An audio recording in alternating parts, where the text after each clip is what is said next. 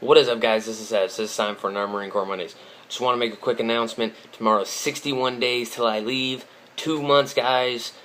Home stretch here. 2 months. It's a big deal for me. I've been depped in for nearly 6 months already, and now that I'm down to the 2 month mark, it feels pretty good.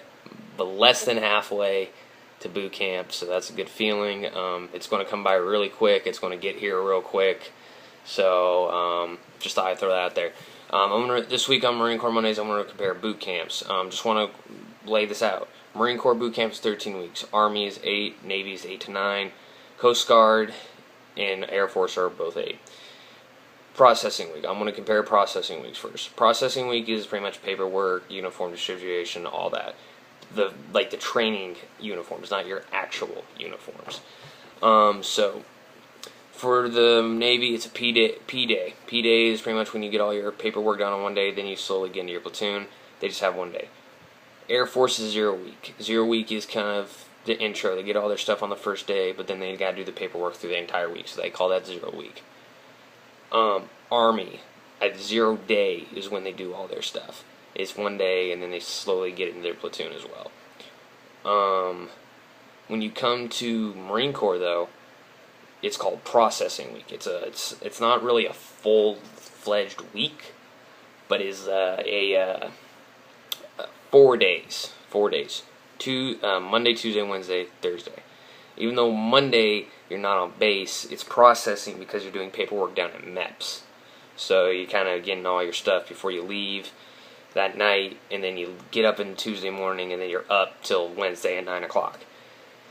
But Tuesday you report at night. On Tuesday night, 2 months from tomorrow, I'll be reporting at right between 8 and 10 o'clock at night to MCRD. I'll step on the yellow footprints, and I'll begin my 13-week process of hoping to become a United States Marine.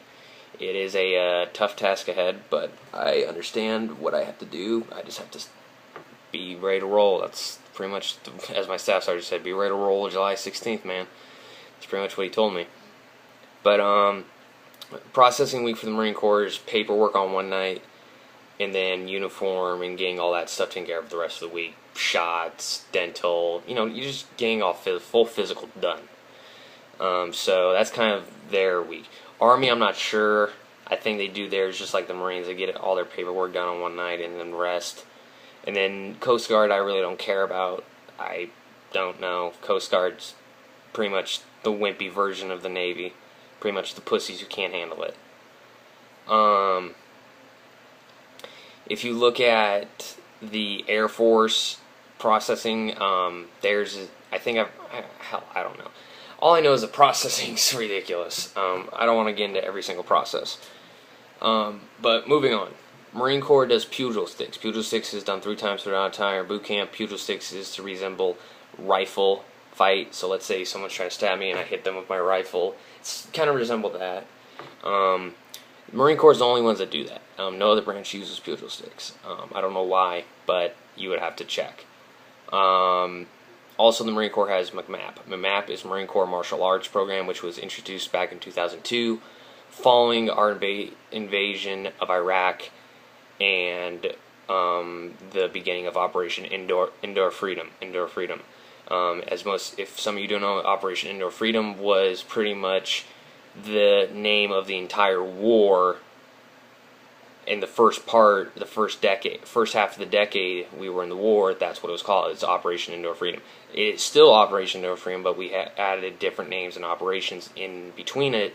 So you have the Iraq War, Fallujah, Battle of Fallujah, all this.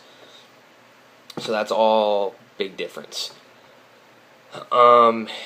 If you look at swim qualifications, now see this is, and one of my friends who's going out for the Navy, he has to do a lot more swimming in boot camp because the Navy is obviously, as you know, sea. Marines do not do that much swimming. We do a total of 2 days of swimming. The reason we only do 2 days of swimming is because we just need to know how to keep our ass on our backs, floating with all of our gear, so some motherfucker can come around and skew our ass if we're being shot at in sea. That's why we're mainly ground and air, though, because Marines are better on the ground than in the sea. We're not fish. Shooting wise, I really don't know. I know the Army does quite a bit of shooting. They do quite a bit, but not a whole lot. Marines have like 2 total weeks of shooting during boot camp, which is quite a bit. I'll be doing a lot more shooting in ITB, which is Infantry Training Battalion. That will be my follow-on school because I have an infantry base MOS. I'm an 0311, which is I'm an assault rifleman, which means I get to carry an M4 carbine or something around and shoot some fucker over wherever our next war is, something like that. But you know what I mean. Navy, I think they shoot like once, twice, but that's it. They don't shoot as much because they have big cannons on boats. Air Force, hell if they shoot. I think they do the M16, but I mean they're flying most of the time anyway. Army a lot because you got Special Forces, Delta Force, Airborne, all that. In the Marines you got Recon, MSAR, Security Forces, all that too. So shooting wise, there's a big big difference probably between a lot of the branches. I don't know exactly. You have to do your research. If you look at the hike wise, Marine Corps boot camp, you have 3 hikes. You have a 3 mile, a 5 mile, and an 8 mile. Now here's the thing. You have 60 pounds of gear, plus you're carrying an M16. Which an M16, I can't remember, but loaded and everything, it's about 10 pounds. So you're carrying about 70 pounds of gear, plus your shit, plus your own body weight. So you're carrying your own body weight plus 60, 70 plus 165. I'm about 235 pounds pretty much. In total, of all that gear, I'd weigh 235 pounds for some more poor motherfucker if he had to carry me. The hikes aren't bad. They're just, the drill instructors expect you to be really continuously walking. If you're dehydrated or something, you're fucked because a corpsman will fuck you over. Don't even get me started. But that's the long story short. If you need to, make sure you drink a lot because they require you hydrate a lot because they don't want to give you the silver bullet. And I will mention the silver bullet after boot camp when I do Marine Corps Mondays of my boot camp stories before I leave for ITB. When I get back from boot camp, I'll talk to you about the silver bullet. You'll enjoy that one. So that's pretty much the hikes. Navy, I don't know. I don't even think you do hikes in the Navy. Army, I know you do hikes, and Air Force, I don't think they hike. I think they just march. So Navy, Army, and Marines have the most hikes. Not a surprise. If you think about a final culmination event that kind of proves your worth to be part of that branch, I don't know the Air Forces. I really don't. I know for their Special Forces, which are PJs and Air Combat Control, they have a thing called Extended Training Day for the PJs, but that doesn't refer to the normal Air Force soldier, so I'm not sure. Army, they have like a 24-hour, 36-hour test kind of thing, like when you're staying awake and you're just simulating combat things. That's not too bad. Navy, I'm not sure. They probably have something. For the Marines, it is the Crucible. The Crucible is a 54-hour endurance, pretty much. I will be at Pendleton 2 weeks before I graduate boot camp, and we get up at 3 a.m., throw all of our shit on, grab some chow, and we start hiking for about 12 miles. And after we're done with the 12-mile hike, or 6-mile, however long they need to move us, we start at the Crucible. The Crucible starts when we pretty much start hiking. And then it continues on. It's 54 hours. In total, anybody in my platoon, we're only going to get probably between 2 and 4 hours of sleep the entire time. So the rest of the time, we're going to be up for about like 50 to 52 hours. And we're going to be exhausted. But this is the simulated combat conditions, especially for infantry Marines like myself. If we go to war, I got to be used to that shit. So, Army, they have that 36-hour thing I was talking about. Navy, I'm not sure.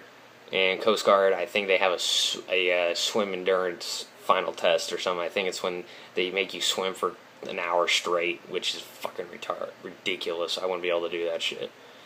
And then you graduate. Marine Corps, you get your EGA on the top of Mount Motherfucker at MCRD San Diego, where I'll be, or also known as the Grim Reaper. And everywhere else, I'm not sure. You'll have to just figure that out. Check their websites, Navy, Army, all that. Check that all out there, guys. But otherwise, that's all I can really know. I mean, there's a lot more to it, but I just don't have the time to do it. But I mean, you can tell there's somewhat of a difference, length, job. You see the point. Yeah, guys, this was my first Marine Corps Mondays in I think about a week or two.